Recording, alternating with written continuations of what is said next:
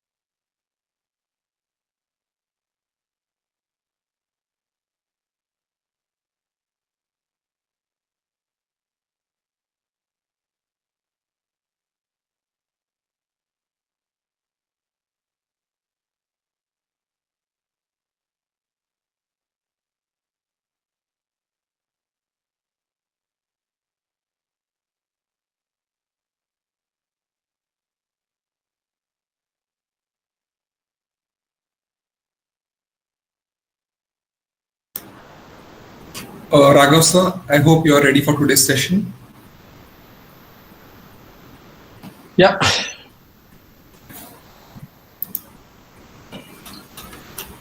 Hey everyone, welcome to day 2 of Biztalks by ISTE NITK. I am your host Rohan Suratkal and I am more than delighted to present to you a special guest for today, Mr. Raghav Belavadi. Mr. Raghav, popularly regarded as the Elon Musk of India, is the founder and CEO of Hype Luxury Mobility, India's most prestigious luxury rental company. Hype offers some of the finest cars, yachts, and more in the world today. It has operations in several countries, including India, United Kingdom, Spain, Italy, Maldives, United Arab Emirates, France, and Greece. Having studied mechanical engineering before earning an advanced communication skills certification from University of Oxford, Raghav has been referred to as the driving force behind India's luxury mobility revolution. His vital experience at several MNCs such as Accenture, Wipro, Infosys, and more allowed him to rise through the ranks to develop into a global leader before launching high.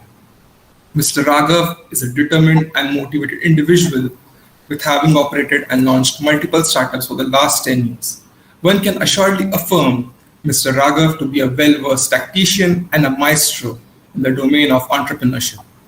He has amassed business acumen and in the domain of entrepreneurship over the several years, in addition to 18 years of experience in innovation, user experience, and strategy.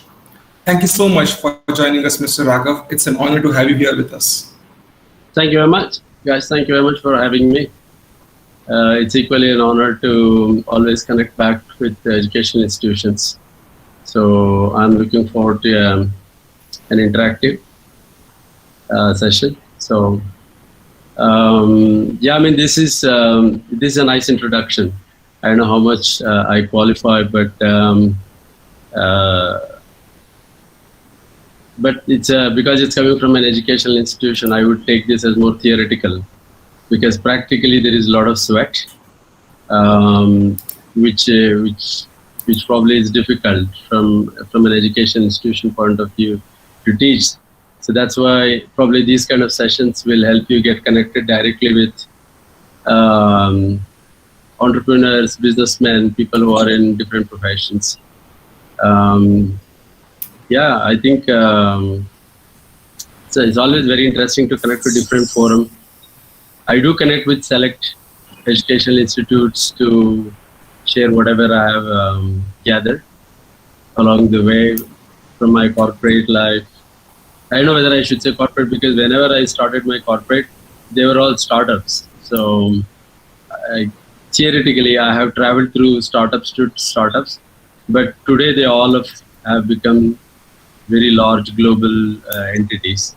But I have always worked with them in very small teams. So the moment they become big and huge and they become like corporate, then probably I lose interest. So in a journey. So yeah, I look forward to a great session. Before we begin, my request to our audience is, if you have any sort of queries, questions that you want to raise based on Mr. Raghav's expertise, feel free to put them down in our YouTube chat box and our moderators will surely pick it up. So let's get started. I think everyone, including me, are curious to know what inspired you to start the Hype Luxury brand and what was the entire thought process behind it. Okay, so I'm basically a mechanical engineer by my graduation. Right, so you might choose computer science because you might get a good job. You might choose electronics because you might get a job in Intel. But you do not choose mechanical thinking that you might get a good job or a brand. Usually people choose mechanical because they love machinery, they love engines, they love mechanical elements. I've never come across anybody during my interviews, even with mechanical engineering, them saying, my dream is to go to Rolls-Royce. My dream is to work for Daimler. My dream is to work for BMW. Usually not, because whenever I went as a campus recruitment in different corporates, they always wanted to get a job in their software company. So although I came from the same background, because I'm a mechanical engineer, I was always, first of all, very fond of cars. I lived a big part of my life in the Europe and US, so I drove nice cars. I wanted to build a car company actually, so that I can build a car. Those were the days when Elon Musk was still on Mark III. But India at that time was still on ambassadors. So I couldn't have risked a lot. But then there was another option that mobility was catching a lot of attention. It became a primary user requirement. So consumers naturally started exploring the idea of, oh, you don't have to drive, but you can rent a car. Of course, in the Western world, this is very common. This has been common for like last, I would say, about 35, 40 years. Companies like Hertz, Avis, they always have rented beautiful cars. But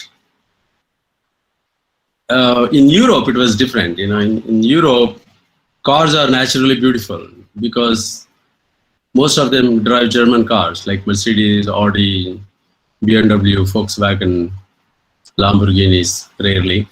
But they drove those cars. And when I drove those cars, I had a BMW myself. Yeah, I had a Mercedes myself. Then whenever I came to India, I had to scale down myself to the Tata Indica, which was serving the purpose. But somehow I thought, I'm sure there's a lot of people in my home country would love to drive beautiful cars, and there was no way that you can rent a luxury car. Very attractive, but it's very difficult to rent a car.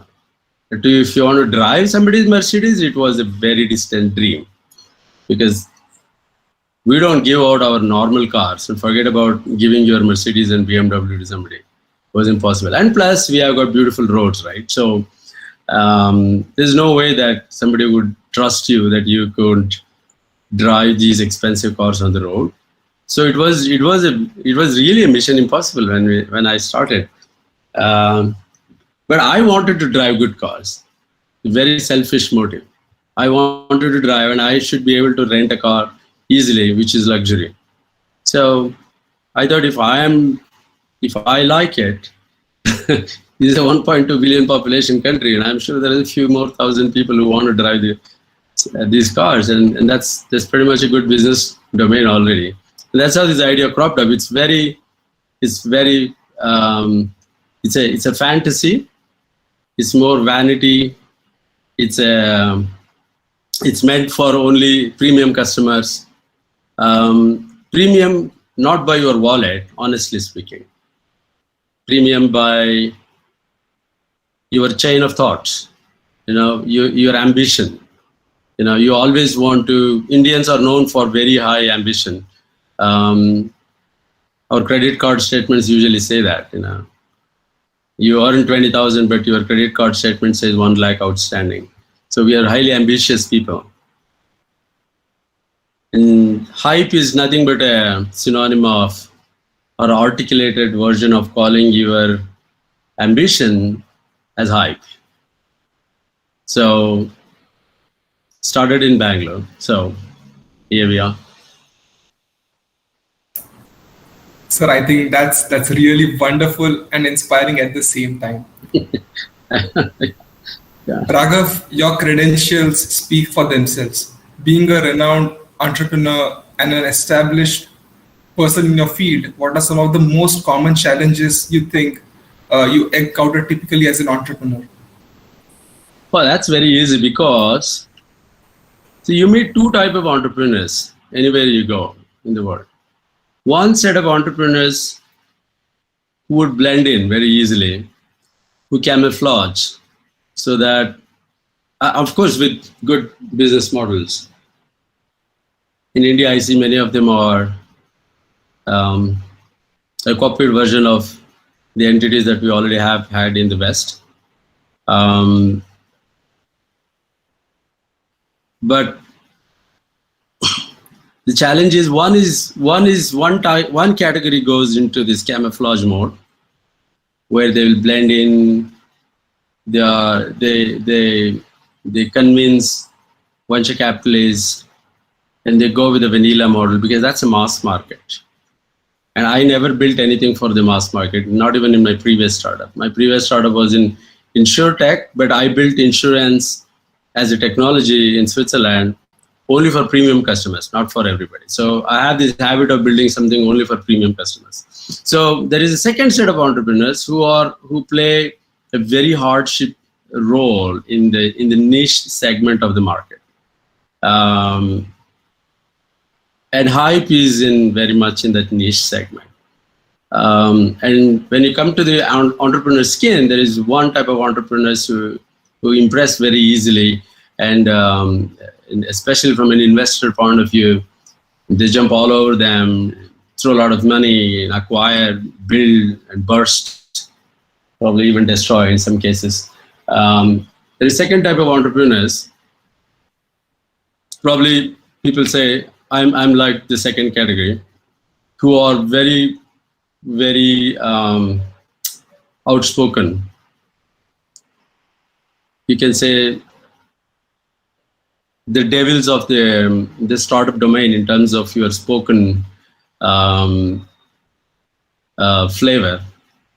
If you see, I think somebody had written that article that, I don't know. I don't know whether that's true. I don't feel I should be compared, but they said, why is it called as the Elon Musk of India? It's not because I'm doing anything else. Probably it is more of a character, So big companies like BMWs and Daimler, who understand, who are ready to join hands. But there are many other entities, like, again, venture capitalists or other financial institutions. It's not easy for them to crack the deal because they know that, but this guy is hard to get to. And the same is with Elon Musk also. By the way, he's also my role model. And these are the type of entrepreneurs where people find it difficult to approach and they don't meddle with, they don't mess with. I believe that the domain that I am in, you need that kind of a character. Otherwise, if you become nobody, then luxury will lose its significance, So my biggest challenge is, it's not really a challenge for me, but the way it is seen, that the biggest challenge itself is, it's hard to get through me as an entrepreneur. So that's probably the challenge from an overall perspective. Personally, for me, when you are chasing your dream, you love to put all of your 24 hours without a fret, and you break sweat all 365 days. Challenge is actually the fuel for your work. You wake up and you don't have a challenge, that means you really cannot get through the day. And probably I get into depression if I don't have something really big when I wake up in the morning. So technically, the challenges are a little bit overrated. Challenges are what we sign up for. Challenges are what that feeds into your hard work, your dedication. Challenges are something that lays out your roadmap. So for me, I think the challenges are the bread and butter of our lifestyle as an entrepreneur. Slightly different answer, but I can't say point 1, point 2, point 3 as challenges, because entrepreneurs love challenges, and you can just go on listing them, hundreds of them, but it's not a complaint. It's not a fret. That's what we are signed up for. Raghav, I think you have answered that very beautifully on that part. Talking about your past experiences transitioning from Accenture to the field of entrepreneurship, could you elaborate how was that journey like? Oh, that was horrible. That was not for me, but for my family and for people around me. That was horrible, because as a group CEO of Accenture, and then you come back home one day and say, like, hey, I resigned. And people don't recognize you. Suddenly, what? You have resigned from a group CEO position? It's a nosedive. There's no coming back. Once your plane is on a nosedive, no amount of technology or skill can make it flat. So it was definitely a challenging thing for others, definitely. In the initial days, it was a bit of a difficult to kind of develop your wing, grow your wings, and kind of, because I had jumped off the cliff. I had to flutter. I had to learn flying as quickly as possible. Otherwise, I would crash. I mean, it's stabilizing myself, stabilizing my experience. I have to learn probably 1,000 times more faster and deeper as I wake up every day morning. I don't have time to lose. You have a lot of distractions. You got used to a very comfortable life. You had money, which was the most important thing. And suddenly one day you don't have, which is really like, like the light goes off, the bulb goes off, and then you still have to find your way. Yeah, I mean, pretty much everything was a challenge, but I think, again, and that's what any entrepreneur will have to go through in the initial days. I have stretched it long, even my previous startup also. I didn't raise funding in the first 6 months in 1 year. I raised fund after 3 years. And even in Hype, we raised funds after 4 years. So I'm never in a hurry to validate myself against what market news that we read and see in Entrepreneur magazine, Forbes, the news that says, oh, this guy got hundreds of millions of dollars and this guy got acquired, and stuff like that. So staying away from those distractions probably was difficult during the initial days, but then you kind of get used to. But the good thing is I'm still an entrepreneur.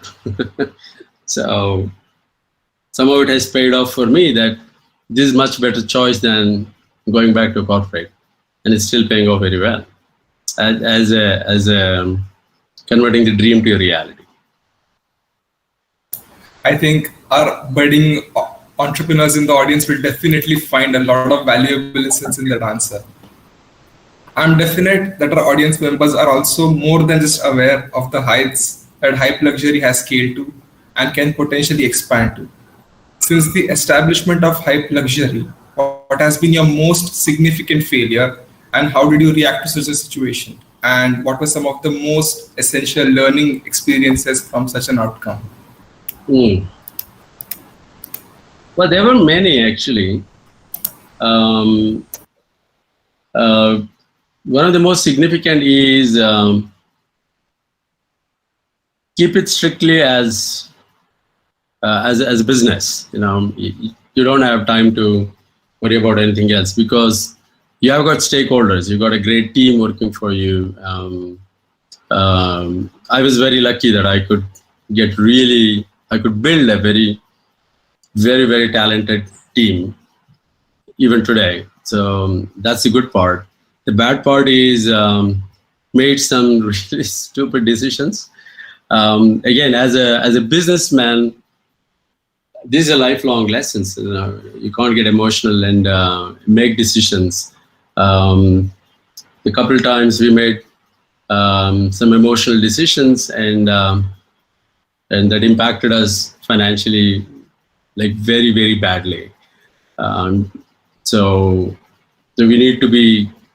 That taught me that no matter what the situation is, you have to keep it strictly like a business. You could be motivated, you could be passionate, you could have whatever, but at the end of the day, to our stakeholders, to my team, my investors, my customers, my providers, media, everybody who are in a stakeholder circle, we need to keep it and run it like a professional business. This cannot be just your homegrown Kirana store kind of a business. So that's a lesson learned, and that came because we made some very bad decisions with respect to finance. Raghav, I'm personally a very aspiring entrepreneur. What are some of the skills that I need to have or the industry seeks from an aspiring entrepreneur, and what would be the sacrifices I would have to make in order to become a successful entrepreneur? Okay. So there is no book per se. Of course, there are a lot of books to read about somebody's biography, somebody's life story, and something. There is no toolkit for entrepreneurs to, okay, you can read this and you're ready to become an entrepreneur. It's not like your engineering degree or your graduation degree. So you really cannot do that. And most of the times what they tell you in the market is all it's all hot gas, and I don't think you should trust. If you're an entrepreneur, you should always, the only thing I would say is that forget about your skills, forget about what the market is, forget about anything else, but you just have to trust your instinct, which is the hardest and the most durable lesson for the rest of your entrepreneur life. Apart from this, I don't think there's anything else that anybody can tell you, but because I might say that, hey, you need to have passion. Then the other guy would say, okay, we invest in founders who are passionate. I mean, these are stale words in this world. They don't have any currency. But what you need to learn quickly as possible is, no matter how hard it is sometimes to make a decision, good or bad, you just need to trust your instinct and go with that. And then that's how you learn how to take control of your own management skills, your own maneuvering when you are negotiating some really big hairpin bends.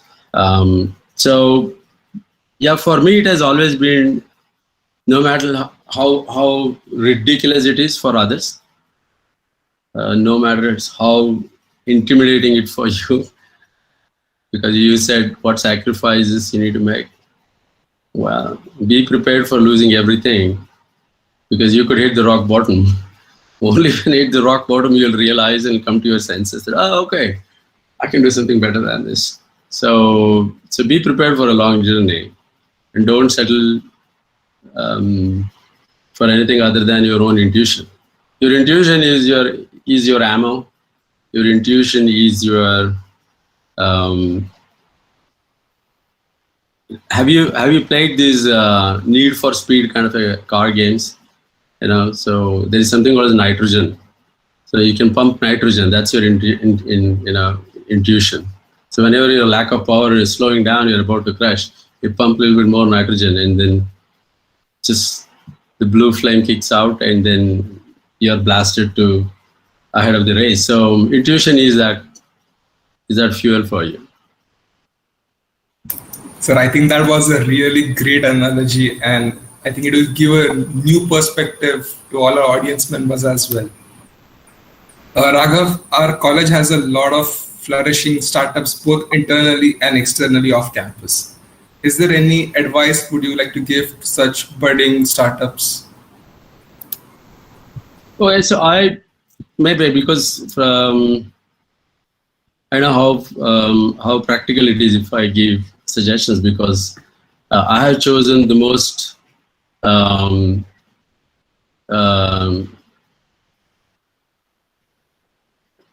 non-crowded path, I would say, compared to what the rest of the entrepreneurs have done. There are many entrepreneurs who have done with a lot of difficulty, like Sridhar Vembu from Zoho, Nephroplus, who's solving the kidney issues in the healthcare. Very niche domains, right? That they have done extremely well. So don't, well, it's actually very difficult to say, give advice to any entrepreneurs. I think the way you can look at it is, if you see a problem somewhere and you think you can solve this, in whatever way, by technology, by service, by building a business, whatever it can be, if you think that can solve the problem for your community, for people around you, you can be rest assured that there are millions of people around the world who definitely want a similar service. So do not build startups to get investments from VCs. Of course, that's a nice thing, but your objective cannot be that, because very soon you will lose control of your own chain of thoughts, and you will stop learning. And with so much money, you just don't know what to do. When you don't have money, you're a lot better off thinking very creatively. Your survival instincts are a lot better, and you will be an excellent entrepreneur. So slow down as much as you can and take as little money from um, investors as you can. First, build a business. Build a solid business that helps people, that solves a problem, and keep at it for some time. So raise money only when you need. Don't hesitate to expand. Don't listen to anyone. There are no guides. If you are going to solve an agriculture problem, and if there is somebody else who's coming and say, "Oh no, this is not what it is. That is what it is." You can listen to everybody, but always do what your intuition says, what you feel is the right thing. I think those are some of the guardian angels for every entrepreneur. I'm not saying anything what is not already been said, but something that I follow. I'm just reiterating the same thing. Thank you for that lovely piece of advice, Raghav.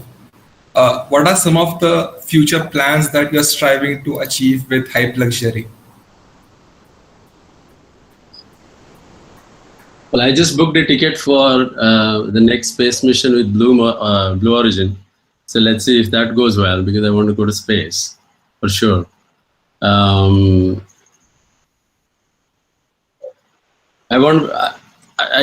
think at some point in time, this space tourism is going to be as simple as calling an auto rickshaw. I'm sure it's going to be, because we are going to overcrowd the space. Before it becomes where you call your next space ride like an Uber,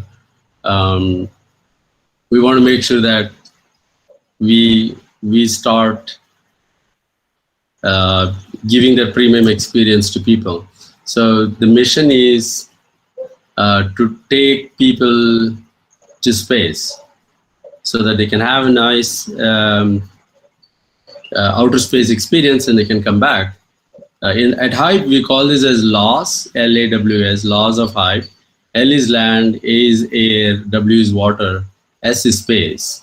So we are in LAW, land, air, and water already. So S, space is missing, or we are still honing that skill. Something that I look forward to is to bring that space mission more easily or conveniently be made available for people, so that people can pay whatever the money is, and we could help them get a seat in their spaceship. That's it, in the next 10 years. That sounds really exciting, Raghav. And I, on behalf of ISTE NITK, wish you all the success for that. Thank you very much. Any questions from the audience? There are a lot of questions coming in from the audience. Okay. So the first one is, how did you decide where to establish Hype Luxury, and what were some of the parameters you took into consideration, and when did you recognize it was time to expand globally? Okay. So, as I said, I wanted to drive luxury cars, and nobody was giving me a luxury car. And I did not want to rent a red color, white color self-drive cars. I hated them. I hate driving the standard cars. It offers no experience. Of course, it can take you from point A to point B by mere physics, but your soul is left or dropped off or thrown away somewhere.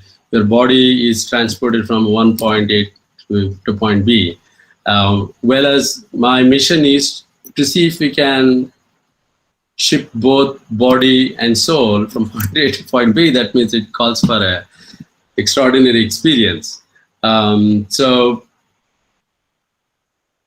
I honestly built this so that I could easily rent it, and I have my own dedicated vendor, and it helps people in Bangalore, because Bangalore is a cool place. I'm a localite, and I thought like people would, when I go to a grocery store or a supermarket, people will come running for an autograph. Um, that's all I wanted to do because that serves my purpose. But very soon that turned out to be a big business. When after we launched, we didn't even have an application or we just had a website, and we had made our $100,000 in the first month. Then we realized, oh damn it, this is big business.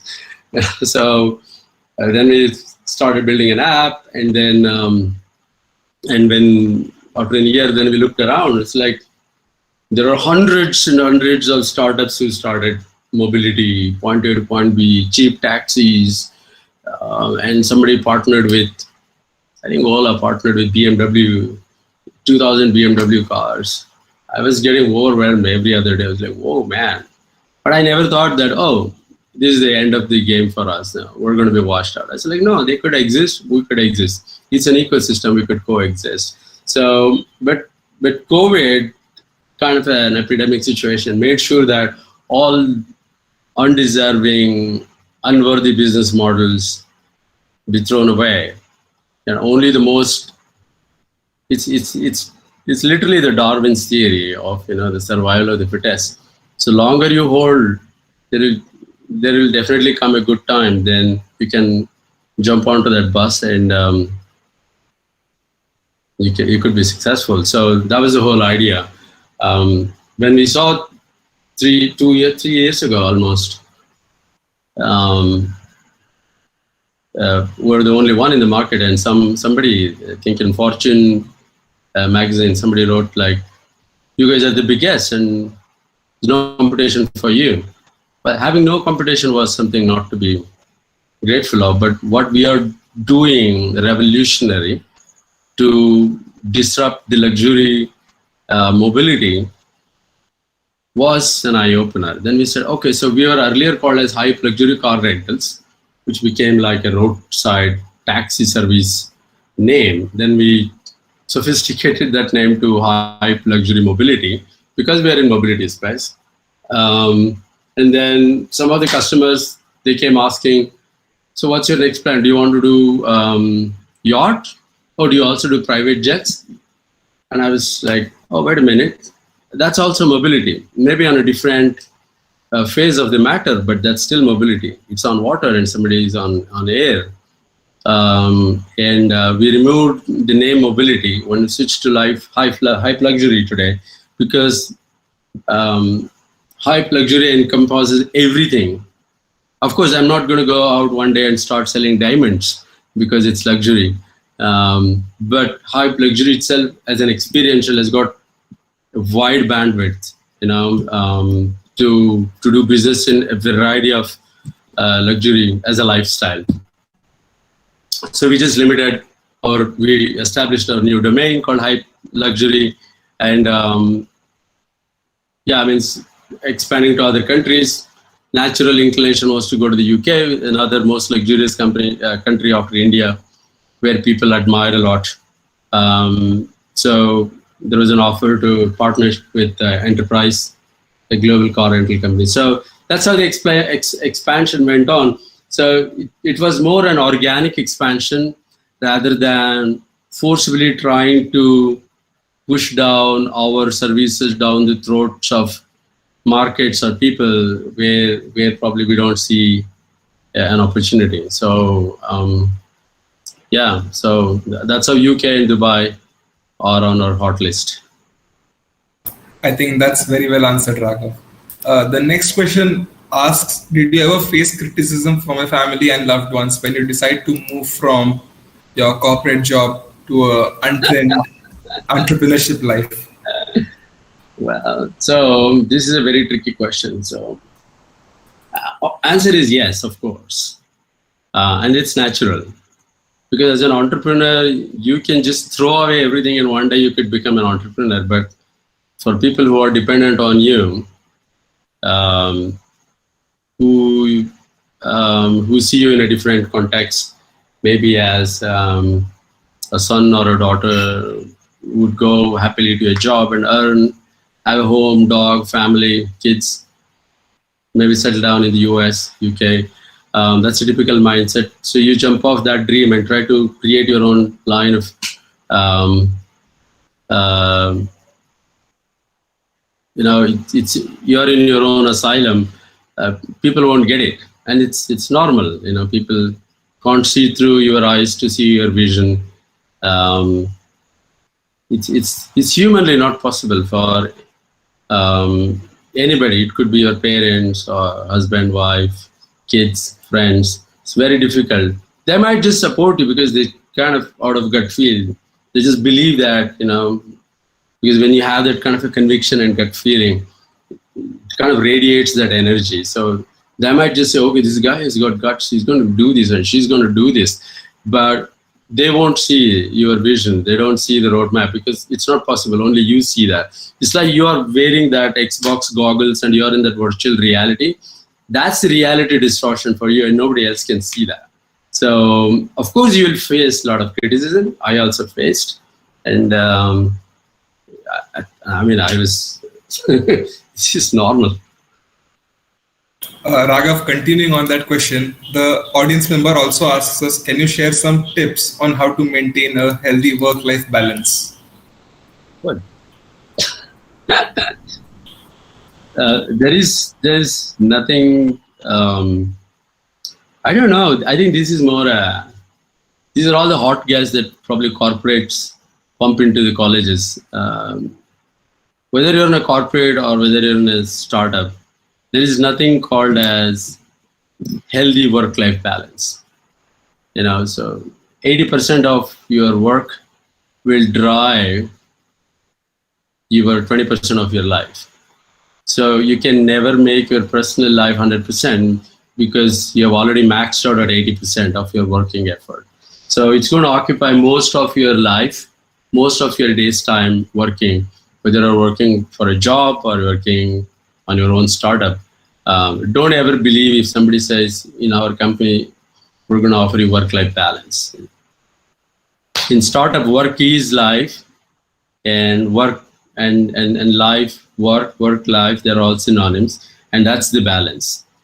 So the balance is achieved when you take good control of what you're doing is what you love, so that you don't feel that effort physically, mentally. You don't get exhausted because you love that work so much. I think in a corporate world, that's a bit difficult to love your work and also to do that. But whereas in a startup, that's easily achievable, at least until it becomes a decent size. Later on, if there are billions of dollars and SoftBank comes and spoils you, then you might become a useless corporate once again. Otherwise, yeah, I don't know if that's like a cloud of thoughts, but that's probably my answer. So I would leave it there. I think that's wonderfully answered, sir. Raghav, I think asking you another question, what are some of the factors that one should consider before setting up their own business? And how does one know that this business idea is the right one? Well, there's no guarantee. Be prepared for the failure. As I said, that's very easy. And but if you really think, no matter how hard it is, like Dhirubhai Ambani was selling, consumer goods, agarbattis on the cycle. He never thought one day he's going to be a trading oil in the Middle East.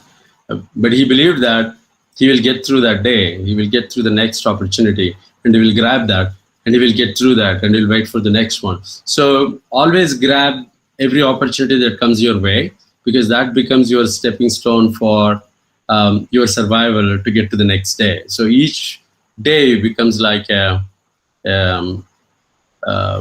prepaid ticket to get to the next day. There's no guarantee whether your idea will be successful or not. Automatically, no idea will be successful. And the most successful ideas will also doom one day. And we have seen many billion-dollar startups in India doing that. So there's no guarantee. So it's business. So you have to seed that business. Sometimes it will be, you have to define what is a success. For us, we could have also probably raised hundreds of millions of dollars and called ourselves a big success. But I know that in luxury it won't work like that. You have to define what is success for to make your business a long-term success or a brand, and then you have to keep at it.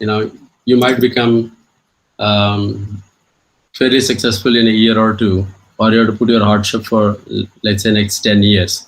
So if you look at any of the entrepreneurs from Steve Jobs to Elon Musk, they put in significant amount of time, lost all the money, and they're pretty much on the street for I think 10, 15 years, even after all of that brand and everything. So it's still constantly a struggle. So you become big, but then bigger the business, bigger the problems, and the problems will also grow. So there's never something called as a settling time.